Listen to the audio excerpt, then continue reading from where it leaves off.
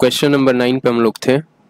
तो ये question number 9 क्या कह रहा है, एमएस वर्ड 2010 में क्विक एक्सेस टूल बार के बारे में निम्नलिखित में कौन सा कथन गलत है। तो गलत कथन बताना है, तो गलत बता देते हैं। The quick access toolbar has save undo and redo button by default.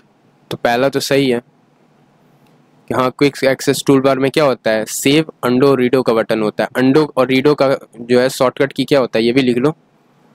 अंडो और रीडो, इनका शॉर्टकट की बताओ। तो कंट्रोल प्लस और कंट्रोल दोनों में क्या है, CTRL प्लस। अंडो रीडो की शॉर्टकट की कंट्रोल प्लस, ठीक है, जेड कर दोगे तो अंडो हो जाएगा, और आर है रीडो, कंट्रोल प्लस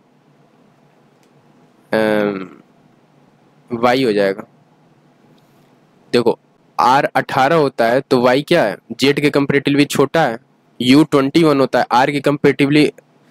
रीडो के लिए आपको बताना होगा, तो रीडो में आर है, आर का अल्फाबेटिकल नंबर क्या होता है 18, यू का क्या होता है 21। तो जो बड़ा है वो बड़े के साथ जुटेगा।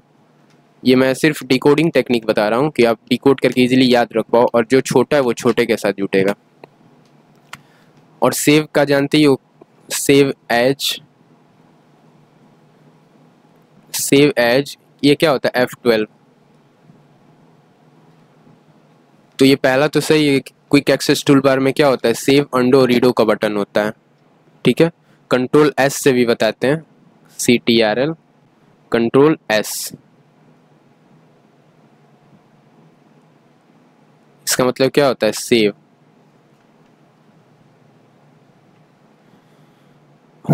तो the quick access toolbar had cut के लिए कौन सा कंट्रोल, देखो CTRL प्लस X कर दोगे तो ये कट के लिए हो जाएगा। तो ये सारी चीज़ों को याद रखना इंपॉर्टेंट है। तो कट करने का भी ऑप्शन होता है बाय डिफ़ॉल्ट, ये भी सही है। और you can place more buttons on the quick access toolbar, तीसरा भी सही है। नहीं, ये गलत है सेकंड वाला, क्योंकि कट करने का ऑप्शन नहीं होता, ये गलत है। बाकी there is no option on quick access toolbar for the show below the ribbon, ये भी गलत है। तो Q एंड S इसका करेक्ट आंसर हो जाएगा। गलत पूछना था ना, गलत बताना था। तो Q भी गलत है और S भी गलत है। कि there is no option on quick access toolbar for show below the ribbon, below the ribbon के लिए कोई ऑप्शन नहीं होता, ये गलत है। निम्नलिखित में फॉन्ट इनफैक्ट कौन सा font effect MS word 2010 font dialog box में उपलब्ध नहीं होता है। तो इक्विलाइजर कैरेक्टर हाइट ये नहीं होता है, डबल स्ट्राइक होता है। देखो ये डबल स्ट्राइक है। सुपर स्क्रिप्ट इसके ऊपर वाला, हाँ ये भी होता है सुपर स्क्रिप्ट।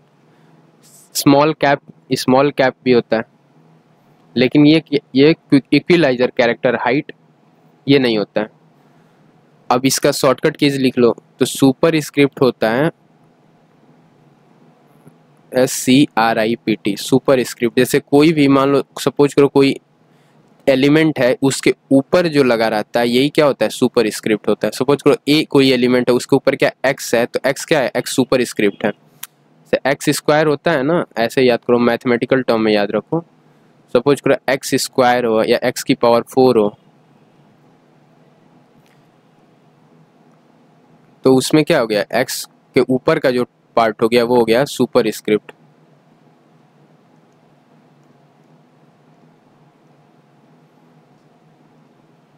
एक्स के ऊपर का जो पार्ट हो गया ये हो गया सुपर स्क्रिप्ट। और इसका वो क्या हो गया, शॉर्टकट क्या हो गया, शॉर्टकट हो गया control plus shift plus plus sign, control plus shift plus plus sign हो गया सुपर स्क्रिप्ट का। और सब स्क्रिप्ट का क्या हो जाएगा, सब स्क्रिप्ट का हो जाएगा कंट्रोल और प्लस साइन के साथ आ जाएगा सब स्क्रिप्ट। तो ये हो गया control plus shift plus plus sign आ जाएगा। और सब स्क्रिप्ट के लिए ये हो जाएगा कंट्रोल प्लस प्लस साइन आ जाएगा। तो ये दोनों बहुत इंपॉर्टेंट है, याद रखना दोनों। सब स्क्रिप्ट नीचे होता है, जैसे मान लो कि N2O नाइट्रोजन डाइऑक्साइड, तो ये नीचे वाला पोर्शन है, ये होता है सब स्क्रिप्ट। बाकी सबको पता ही है। तो इक्विलाइजर कैरेक्टर ये फॉन्ट इफेक्ट में नहीं होता है MS वर्ड के। सेंट्रल प्रोसेसिंग यूनिट CPU का सबसे पुराना प्रकार है सिंगल कोर। पहले क्या आता था, सिंगल कोर प्रोसेसर। CPU को क्या बोलते हैं, प्रोसेसर का टाइप होता है ना, सेंट्रल प्रोसेसिंग यूनिट। तो सिंगल कोर आता था, फिर डबल कोर आ गया, ड्यूल कोर, फिर क्वाड कोर आ गया, ट्राई कोर भी था, ट्रिपल कोर भी था, फिर क्वाड कोर आया। अब क्या आ रहा है, कोर i3 आ रहा है, क्योंकि इंटेल ने कोर आई प्रोसेसर कोर आई के साथ लॉन्च कर दिया। Core i3, core i5, core i7, core i10, अभी कोर i11 चल रहा है। तो ऐसे करके प्रोसेसर्स आते हैं। तो सिंगल कोर स्टार्टिंग में था, सबसे पुराना प्रोसेसर है। नेक्स्ट,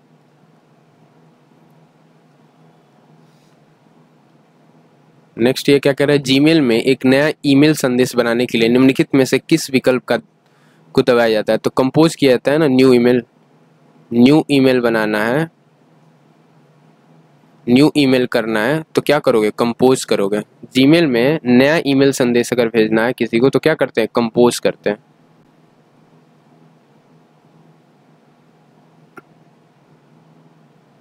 जीमेल में एक नया ईमेल संदेश बनाने के लिए निम्नलिखित में से किस विकल्प का प्रयोग किया जाता है, कंपोज किया जाता है।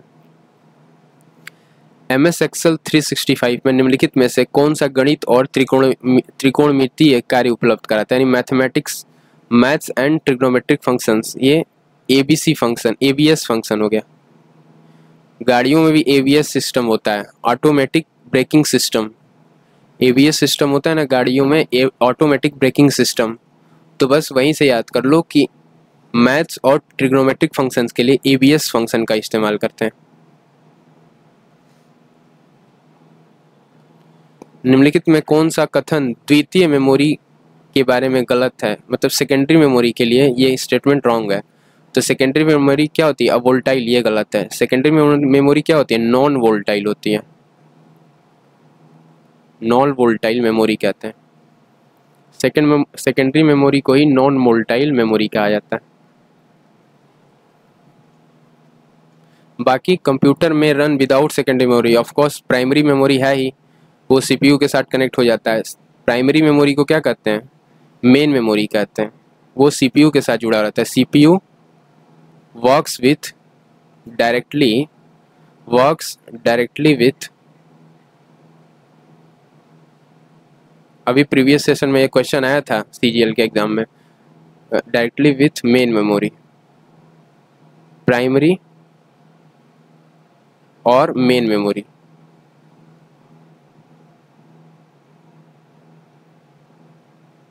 ठीक है, ये हो गया। इसी को बोलते हैं रैम, रैंडम एक्सेस मेमोरी।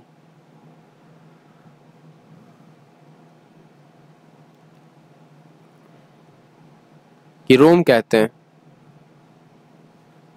और ये क्या होती है, वोल्टाइल होती है। मेन मेमोरी क्या होती है, वोल्टाइल होती है।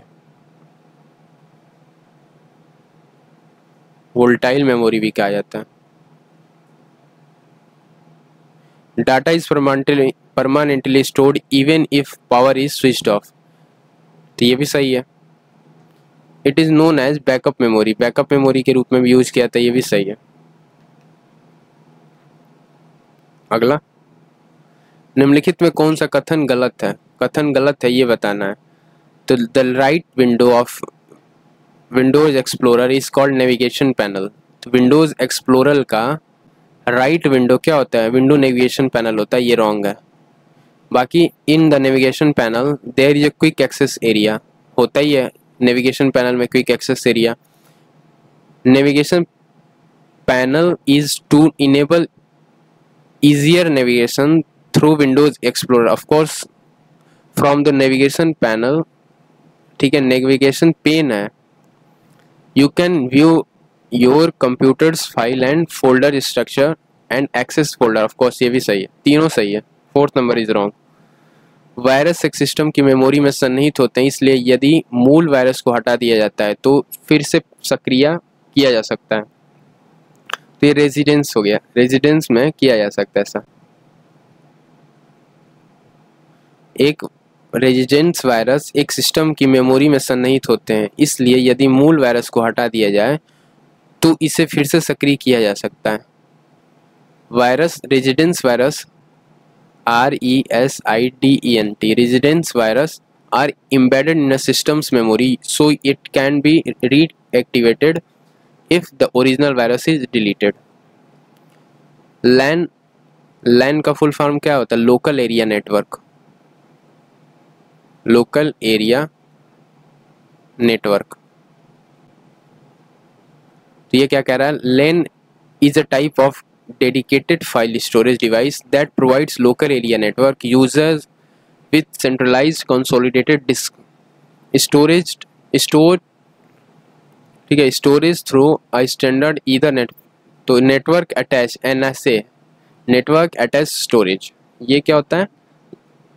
नेटवर्क अटैच स्टोरेज ये एक प्रकार का डेडिकेटेड फाइल स्टोरेज होता है जो लोकल एरिया नेटवर्क यूजर्स को एक मानक ईथरनेट कनेक्शन के लिए माध्यम से केंद्रीकृत यानी सेंट्रलाइज समेकित डिस्क स्टोरेज, स्टैंडर्ड समेकित डिस्क स्टोरेज यानी कंसोलिडेटेड डिस्क स्टोरेज प्रदान करता है।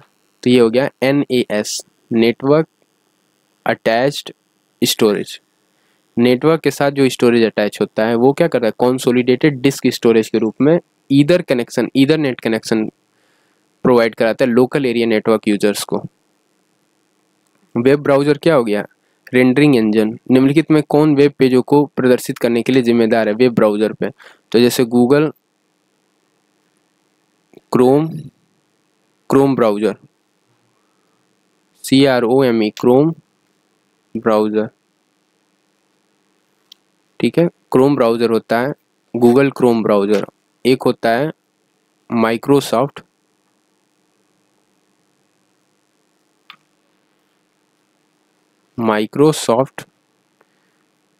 Windows explorer as. अब तो एज चल रहा है ना, लेटेस्ट में एज चल रहा है, माइक्रोसॉफ्ट एज। ये सारी चीज़ें क्या है? विंडोज एक्सप्लोरर भी है।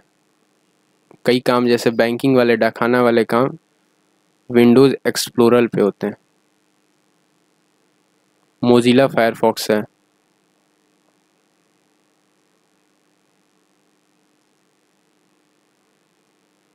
तो ये सारी चीज़ों पे वेब पेजों को प्रदर्शित करने के लिए जिम्मेदार होता है रेंडरिंग इंजन।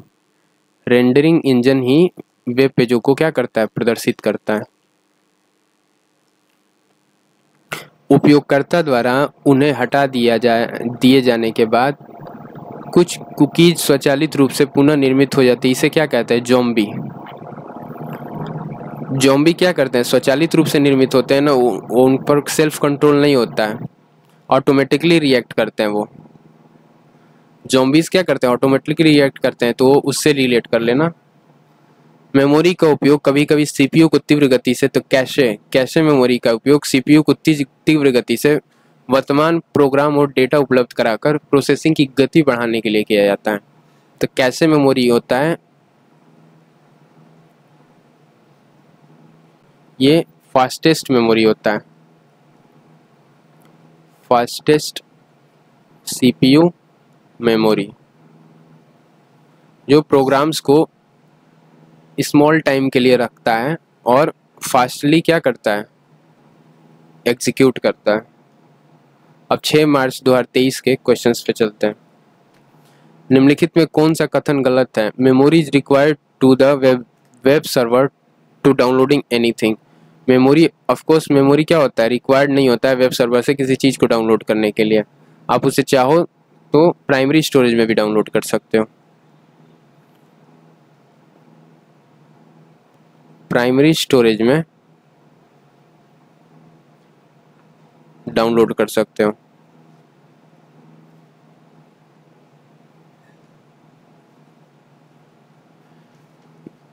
जैसे मोबाइल में से आप कोई चीज़ को, जैसे वीडियो कोई डाउनलोड करते हो, तो कोई ज़रूरी थोड़े होता है कि आप मेमोरी एक्सटर्नल रिक्वायर्ड हो, वो तो आप प्राइमरी स्टोरेज से भी डाउनलोड कर सकते हो ना। या फिर एक और चीज़ होता है, जैसे आप कोई वीडियो प्ले करके देख रहे हो, यूट्यूब वीडियो वॉच कर रहे हो, तो वो उसमें क्या हो रहा है, डाटा डाउनलोड हो रहा है। यूट्यूब वीडियो में डाटा क्या हो रहा है, डाउनलोड हो रहा है, तभी तो आप उसे क्या कर रहे हो, डाटा डाउनलोड होता है। भले वो ऑफलाइन में ना हो, ऑनलाइन अगर आप देख रहे हो, ऑनलाइन वॉच कर रहे हो, ठीक है, इसे मिटा देते हैं। ऑनलाइन अगर वॉच कर रहे हो तो उसमें भी डाटा क्या होता है, डाउनलोड होता है, हो रहा होता है। नहीं तो दिखेगा कैसे, अगर स्पीड कम रहेगी नेट की तो क्या होता है, बफर करने लगता है ना, लैग आने लगता है, बफर करने लगता है, ऐसे घूमने लगता है सर्कल, ऐसे ऐसे। नहीं देखे होगे तुम लोग, जैसे जो टाइमलाइन होता है, टाइमलाइन पे रेड कलर का साइन इधर से दिखाता है और आगे थोड़ा सा डैट ये वाइट कलर का होता है, ठीक है, ये वाइट कलर का होता है टाइमलाइन, और जहाँ तक तुम लोग वॉच किए होगे वो रेड कलर का होता है। तो ये वाइट कलर वाला ही होता है, यही डाउनलोड होता है, ठीक है, यही डाउनलोड होता है। अगर ये वाइट कलर वाला ना आए तो फिर बफर करने लगेगा, बफरिंग शो होने लगेगा। अगला क्वेश्चन, निम्नलिखित में कौन सा चुंबकीय डिस्क नहीं है, तो डीवीडी ये ऑप्टिकल डिस्क है, चुंबकीय डिस्क नहीं है। डीवीडी का फुल फॉर्म क्या हो गया, देखो जिप डिस्क भी ऑप्टिकल डिस्क नहीं होता है, चुंबकीय डिस्क होता है, मैग्नेटिक डिस्क होता है। विंच विंचेस्टर डिस्क ये भी हो गया, डिस्क पैक भी हो गया। ऑप्टिकल डिस्क है सीडी या फिर डीवीडी, ये ऑप्टिकल डिस्क होते हैं। सर्वर प्लेटफॉर्म द्वारा परिभाषित सी एपीआई है ना, एपीआई के माध्यम से सॉफ्टवेयर डेवलपर के लिए सुलभ घटकों के एक सेट के रूप में कार्य करता है। तो एप्लीकेशन, एपीआई क्या होता है, एप्लीकेशन, ये सुलभ घटकों के रूप में, ठीक है। Server, API server acts as a set of components accessible to the software developer to an API defined by platform itself. Application को, ठीक है, एपीआई से कनेक्ट कर लेना तुम लोग, ये होता है एप्लीकेशन एपीआई। अब ज़्यादा डिटेल नहीं बताऊंगा, थ्योरी क्लास में समझा चुका हूँ। वायरस क्या एक संक्रामक है, तो ये तो सभी को पता है कि वायरस अगर संक्रमण हो तो वायरस हो गया, चाहे कंप्यूटर में हो, ह्यूमन बीइंग में हो, कुछ भी हो। 2010 एमएस एक्सेल के मैच फंक्शन के बारे में निम्नलिखित में कौन सा कथन पर विचार करे, अच्छा बताना है, एसर्शन रीजन का क्वेश्चन है। It searches for a specified item in a range of sales and then returns the relative position of that item in the range. P पहला क्या कह रहा है, it searches for a specified item in a range of sale, तो match function यही तो करता है, सेल के रेंज में क्या करता है, स्पेसिफाइड आइटम को सर्च करता है and return to the relative position of the that item in the range. तो ये वाला पहला ट्रू है। दूसरा, the match function syntax in match lookup value lookup array match type, ये भी सही है, थ्योरी क्लास में सबको पता है जो देखे होंगे। All the arguments in a match function are required, ये गलत है। तो कौन सा ट्रू है यही बताना था, देखो क्वेश्चन में पूछा था कौन सा सही है, तो पी और क्यू सही है। निम्नलिखित में कौन सा इंटरनेट प्रोटोकॉल निर्दिष्ट करता है कि इंटरनेट पर डाटा का आदान प्रदान कैसे किया जाता है और इसे आईपी पैकेट या फिर आईपी एड्रेस, आईपी एड्रेसेस क्या होते हैं, आईपी पैकेट्स होते हैं। बहुत सारे एड्रेसेस अगर आईपी के आ जाए बहुत सारे, तो आईपी पैकेट्स में चलते हैं। में कैसे तोड़ा जाना चाहिए, तो टीसीपी हो गया, ट्रांसफर कंट्रोल प्रोटोकॉल।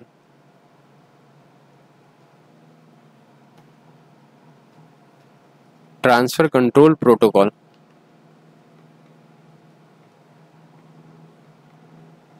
ट्रांसमिशन होता है ना, ट्रांसमिशन, ट्रांसफर नहीं, ट्रांसमिशन कंट्रोल प्रोटोकॉल होता है।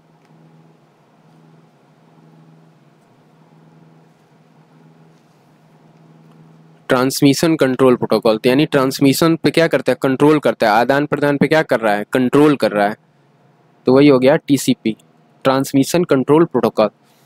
ये आईपी एड्रेसेस को which of the following internet IP protocols specify how data is exchange over the internet and how it should be broken into IP packets. ये transmission control का काम होता है। Data का ट्रांसमिशन एक जगह से दूसरे नेटवर्क पे ये ट्रांसमिशन कंट्रोल प्रोटोकॉल के थ्रू होता है। और दो नेटवर्क N1 और N2, ये अगर दो नेटवर्क या दो सर्वर्स को जोड़ा गया है तो ये गेटवे के थ्रू जोड़ते हैं। गेटवे क्या है? एक तरह का प्रोटोकॉल है, एक तरह का प्रोटोकॉल है, नेटवर्क प्रोटोकॉल इसे कहते हैं, नेटवर्क प्रोटोकॉल है।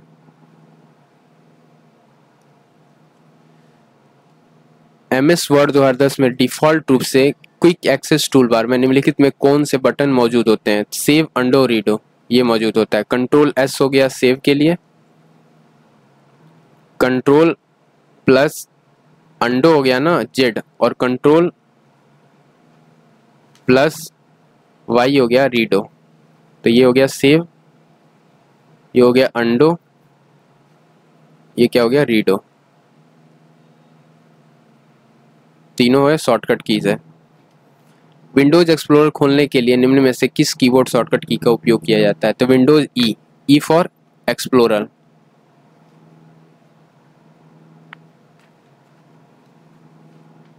एक्सप्लोरर तो विंडोज की और ई प्रेस कर दोगे। विंडोज की कैसे होता है? चार बॉक्स होते हैं ऐसे, देखे होगे कंप्यूटर में 4 बॉक्स होते हैं कीबोर्ड पे, ऐसे करके विंडोज का साइन होता है ना। तो ये हो गया विंडोज, विंडो की, और एक्सप्लोरर के लिए ई लगा देना, प्लस ई कर देना, तो ये ओपन हो जाएगा विंडोज एक्सप्लोरर। जीमेल में जब आप एक मेल प्राप्त करते हैं और उसी मेल के जवाब में एक मूल प्रेषक मूल प्रेषक को ही मेल भेजना चाहते हैं तो आप क्या उपयोग करेंगे? रिप्लाई करोगे ना। आपको कोई मेल भेजा, सपोज करो पर्सन ए ने पर्सन बी को क्या किया? मेल भेजा। पर्सन ए पर्सन बी को क्या किया? मेल किया।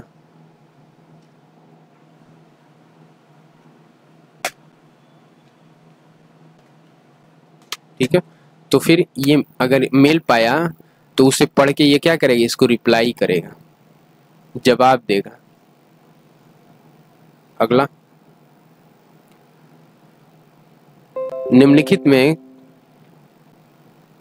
में कौन सा keyboard shortcut Windows 10 home screen पर चयनित आइटम की प्रॉपर्टीज खोलता है? तो सपोज करो कोई भी फाइल खोले हो विंडोज स्क्रीन पे, ये सपोज करो ये स्क्रीन है, स्क्रीन पे कोई फाइल ओपन है, तो उसकी अगर प्रॉपर्टीज देखना हो, इस फाइल की क्या करना हो? प्रॉपर्टीज देखना हो, एक आल्ट प्लस इंटर की प्रेस कर दो, आल्ट प्लस इंटर की, आल्ट और इंटर की प्रेस कर दोगे तो प्रॉपर्टीज ओपन हो जाएगा। नेक्स्ट, MS एक्सेल 2010 में एक नई खाली वर्कबुक को जल्दी से बनाने के लिए निम्नलिखित में किस शॉर्टकट की का उपयोग करते हैं? यानी ब्लैंक वर्कबुक चाहिए तो किस शॉर्टकट की का उपयोग करोगे? Control plus new, new document या फिर न्यू वर्कबुक, ये कंट्रोल प्लस न्यू। खाली ब्लैंक न्यू ब्लैंक वर्कबुक ऐसे लिखो, new blank workbook, N for new blank book workbook open करने के लिए ये हो गया। निम्नलिखित में कौन सा कैश मेमोरी के बारे में गलत है? इट इज स्लोअर, ये ऑफ कोर्स गलत है। कैश मेमोरी फास्टेस्ट मेमोरी होती है, बता चुके हैं। It keeps the programmes that can be run in a short amount of time, बताए थे ना कि शॉर्ट पीरियड ऑफ टाइम के लिए ये प्रोग्राम्स को रन कराता है। It store data temporary use, temporary time मतलब टेम्पोररी यूज के लिए डाटा को स्टोर करता है, परमानेंटली स्टोर नहीं करता है। Not for permanently. और थर्ड वन क्या कह रहा है? It acts as a high speed buffer between CPU and main memory. CPU और मेन मेमोरी के बीच में क्या होता है? कैशे मेमोरी होता है, और ये हो गया मेन मेमोरी। तो CPU और मेन मेमोरी के बीच में क्या आ गया? कैशे मेमोरी हो गया। CPU data main cache memory को देता है, फिर कैशे मेमोरी से क्या जाता है, मेन मेमोरी को डाटा जाता है। अब मेमोरी के बारे में समझ लो कि मेमोरी के कितने टाइप्स होते हैं और क्या होता है। ये हो गया मेमोरी। तो मेमोरी दो तरह की होती है, एक होता है प्राइमरी मेमोरी और एक हो गया सेकेंडरी मेमोरी।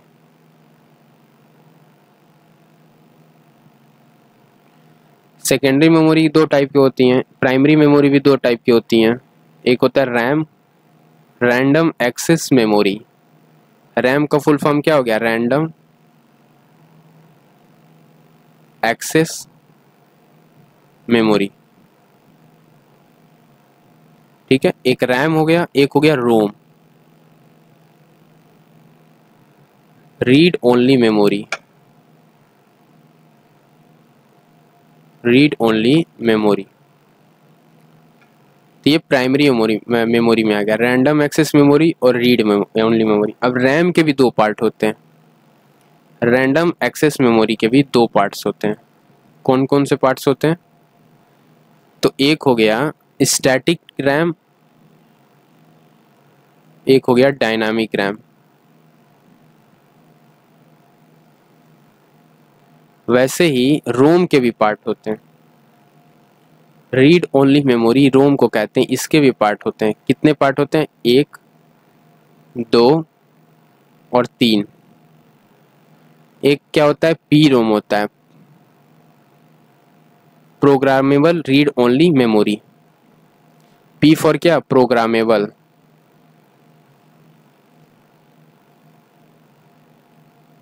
और एक हो गया EP ROM, electronic programmable read only memory.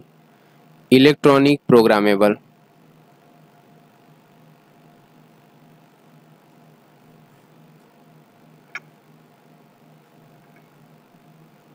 ठीक है, read only memory.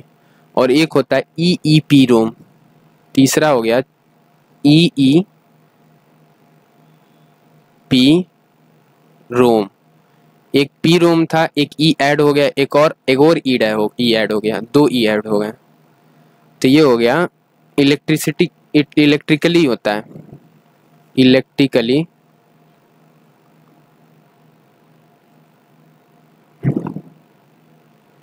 Electrically erasable.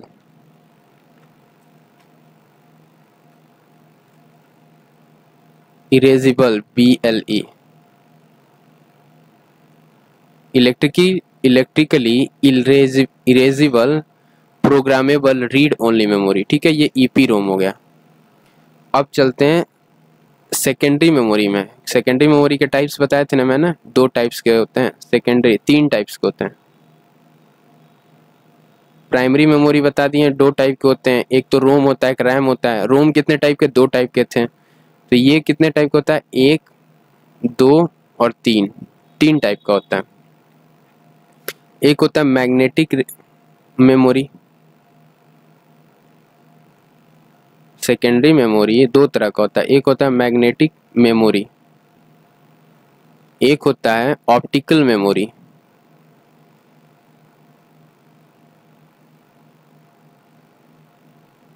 और एक होता है फ्लैश मेमोरी। क्यों ये लिखवाया गया है, क्योंकि ये सेशन को रोक के, क्योंकि ये इंपॉर्टेंट है। क्वेश्चन आता है कि ये मैग्नेटिक मेमोरी किस मेमोरी का टाइप होता है, तो ये सेकेंडरी मेमोरी का टाइप हो जाएगा। अब देखो ऑप्टिकल मेमोरी में मैंने CD DVD बताया था ना, CD, अभी प्रीवियस क्वेश्चन क्या था, इसी पे था, DVD और क्या हो गया, BRD, Blu ray disc. CD का कॉम्पैक्ट डिस्क हो गया, CD का फुल फॉर्म होता है compact disc, compact disc. DVD का फुल फॉर्म क्या हो गया, बताओ, DVD का फुल फॉर्म, BRD का फुल फॉर्म होता है Blu ray disc, Blu ray disc. Flash memory में क्या क्या आएगा, पेन ड्राइव आ जाएगा, और क्या आ जाएगा, फ्लैश ड्राइव आ जाएगा। पेन ड्राइव आ जाएगा, फ्लैश ड्राइव आ जाएगा। छोटे छोटे पेन ड्राइव फ्लैश ड्राइव होते हैं ना, 32 GB के, 16 GB की, 8 GB की, ये आ जाएगा फ्लैश मेमोरी में। ऑप्टिकल में क्या हो गया, जो ऑप्टिकल लाइट से चलता हो। ऑप्टिकल का मतलब क्या होता है, लाइट, लाइट से चलने वाला। इसमें क्या हो गया, CD हो गया, DVD हो गया और ब्लू रे डिस्क हो गया। ठीक है, हाईलाइट कर देते हैं कि ऑप्टिकल डिस्क में क्या क्या, CD हो गया, DVD हो गया और ब्लू रे डिस्क हो गया। इसमें क्या हो गया, पेन ड्राइव हो गया और फ्लैश ड्राइव हो गया। और CD का फुल फॉर्म पता है। अब देखो मैग्नेटिक मेमोरी में क्या आ गया, फ्लॉपी डिस्क आ गया। इसमें हो गया, यहाँ पे हम बना दे रहे हैं ऐसे, बॉक्स में लिख देंगे, होगा फ्लॉपी डिस्क। हार्ड डिस्क, जिसे हार्ड डिस्क को क्या कहते हैं, HDD हार्ड डिस्क, ये मैग्नेटिक मेमोरी हो गया। ठीक है, तो चलो इतने टाइप्स मेमोरी के हो गए। इरेजेबल, प्रोग्रामेबल, इलेक्ट्रॉनिक हो गया। ये इलेक्ट्रॉनिक नहीं, इरेजेबल है, erasable, ERASIBLE, erasable programmable read only memory. ठीक है, ये तो पता ही है तुम लोग को, रीड ओनली मेमोरी होता है। रोम का फुल फॉर्म क्या होता है, रीड ओनली मेमोरी। बाकी तो सब चीज़ें समझा दी हैं। तो CPU कैशे के साथ रिलेट कर गया। नेक्स्ट, इंस्ट्रक्शनल साइकिल में निम्नलिखित में कौन सा रजिस्टर अंतिम निर्देश प्राप्त करता है। तो इंस्ट्रक्शन रजिस्टर, नाम से ही पता चल रहा है, इंस्ट्रक्शन रजिस्टर ये क्या करता है, इंस्ट्रक्शन को रजिस्टर करके अंतिम निर्देश प्रदान करता है, फाइनल एग्जीक्यूट करता है। निम्नलिखित में फ्लैश ड्राइव, पेन ड्राइव, अभी क्वेश्चन बताए थे ना, देखो आ रहा है। हार्ड डिस्क क्या हो गया, मैग्नेटिक डिस्क हो गया। SSD हो गया, डिस्क एरे हो गया। की लॉगर क्या हो गया, एक की लॉगर या तो मालवेयर या हार्डवेयर हो सकता है।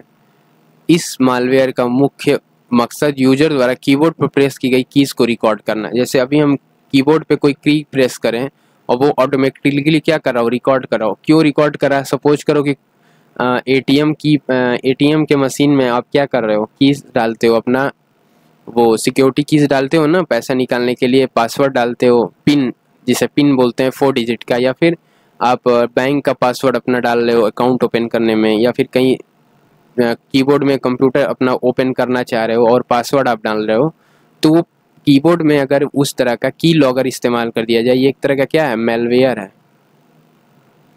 मेलवेयर के रूप में भी इस्तेमाल होता है और हार्डवेयर के रूप में भी इस्तेमाल होता है। तो ये क्या करेगा, आपके कीज को क्या करेगा, रिकॉर्ड कर लेगा। तो फिर तो आपका पासवर्ड पता चल जाएगा ना, तो इसलिए ये नुकसानदायक है। एक नेटवर्किंग डिवाइस है जो एक कई कंप्यूटर या संचार उपकरणों को कनेक्ट करते हुए समय नेटवर्किंग ट्रैफिक को फिल्टर करता है। स्विच, ये क्या है, इंटेलिजेंट हब है। अ स्विच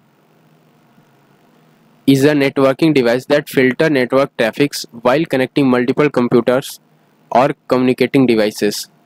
तो स्विच हो गया, जैसे आप लोग स्विच का इस्तेमाल करते हैं ना फिल्टर करने के लिए, स्विच ऑफ स्विच ऑन करते हैं। बहुत सारी रियल लाइफ में भी हम लोग इलेक्ट्रिकल कंपोनेंट्स में स्विच का इस्तेमाल करते हैं, स्विच ऑफ स्विच ऑन। मान लो कि 3 हब हो गया और इसमें यहाँ पे स्विच लगे हुए हैं तीनों के लिए अलग अलग। तो ये मान लो फैन का है, ये मान लो टीवी का है, ये फ्रिज का है, या फिर वॉशिंग मशीन ले लो, वॉशिंग मशीन का है। तो जिसको ज़रूरत होती है हम लोग क्या करते हैं, स्विच ऑन ऑफ करते हैं। तो वैसे ही नेटवर्क के भी फील्ड में फिल्टर करने के लिए नेटवर्क डिवाइसेस में स्विच का इस्तेमाल करते हैं। रीडिंग डिवाइस है जो प्रिंटिंग टेक्स्ट को कनेक्टर स्कैन करके पढ़ता है। तो ऑप्टिकल कैरेक्टर रीडर, OCR, ये क्या एक रीडिंग डिवाइस है। रीडिंग डिवाइस है जो क्या करता है, प्रिंटेड टेक्स्ट को कैरेक्टर दर कैरेक्टर स्कैन करके पढ़ाता है। अगला,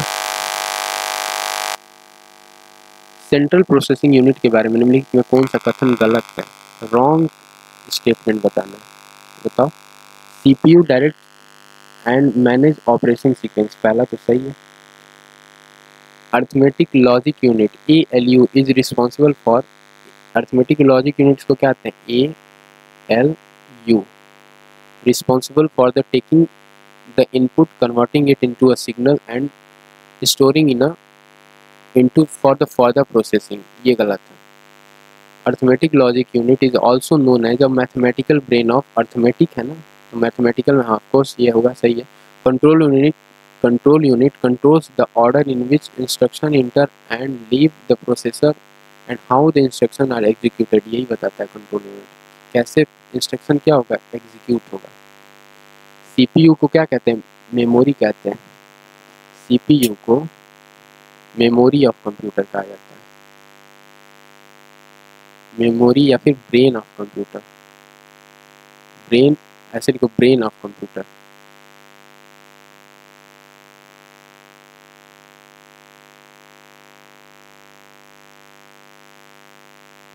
तो CPU ही सारी चीज़ों को क्या करता है, एग्जीक्यूट कराता है। जैसे हम लोग का ब्रेन क्या करता है, इंस्ट्रक्शन देता है ना कि हाथ गर्म है, कोई चीज़ ठंडी है, मतलब जो भी सारी चीज़ें हम लोग वर्क करते हैं, अगर ब्रेन काम ना करे तो आप कोई काम नहीं कर सकते हो। जैसे कई लोग कोमा में चले जाते हैं, उनका ब्रेन सही से काम नहीं करता। ये सिर्फ समझाने के लिए था। तो CPU क्या होता है, ब्रेन ऑफ कंप्यूटर होता है, ब्रेन होता है। अर्थमेटिक लॉजिक यूनिट क्या कहते हैं, मैथमेटिकल ब्रेन ऑफ कंप्यूटर इसे कहते हैं। ऑफकोर्स अर्थमेटिक मैथ से ही तो हो गया।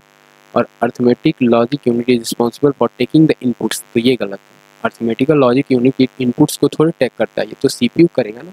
Control units direct and manage operation sequentially, हाँ, क्योंकि ये ब्रेन है, ये चीज़ों को क्या करता है, डायरेक्ट करता है, मैनेज करता है, कौन सा काम कब होना चाहिए। हम लोग का ब्रेन क्या होता है, हम लोग की लाइफ का स्केड्यूल मैनेज करता है। MS word, question number 19, MS word 365, दस्तावेज को बंद करने के लिए निम्नलिखित में किस शॉर्टकट की का उपयोग करते हैं, control F4, Alt plus F4, Alt और F4 का इस्तेमाल किया जाता है। ये कीबोर्ड का शॉर्टकट है। इसे किसी भी जो है दस्तावेज यानी डॉक्यूमेंट को क्लोज करने के लिए, close the document in MS word, close the document in MS word, ये कंट्रोल Alt प्लस F4 का इस्तेमाल करते हैं। ठीक है, शॉर्टकट कीजिए, याद रखना। F4 का भी बताए थे ना, F4 का काम क्या होता है, क्लोज करने से। F4 तो हम बताए थे फंक्शन कीज में। F4 फंक्शन की का क्या काम होता है, क्लोज करता है। F4 फंक्शन की क्या करता है, क्लोज करता है ना। तो Alt प्लस F4 भी आ गया, ये भी क्लोज करता है। किसको क्लोज करता है, MS वर्ड के डॉक्यूमेंट को।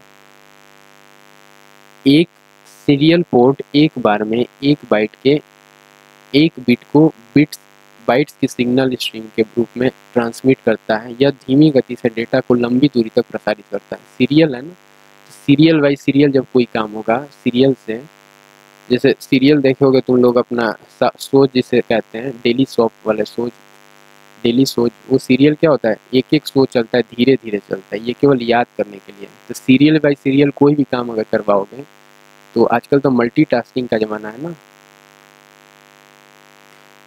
अब कोई चीज़ आपको कहा जाए कि आप अभी मैं जो वीडियो बना रहा हूँ, इसे समझने के लिए ऐसे समझ लो कि मान लो कभी मैं कोई वीडियो बना रहा हूँ, ये वीडियो, और मुझे ये कहा जाए कि आप सिर्फ बोल सकते हो, एक बार आप बोलो, फिर एक बार लिखो, फिर एक बार जो है समझाओ स्क्रीन पे, और फिर एक बार में अपलोड करो, रिकॉर्ड करो।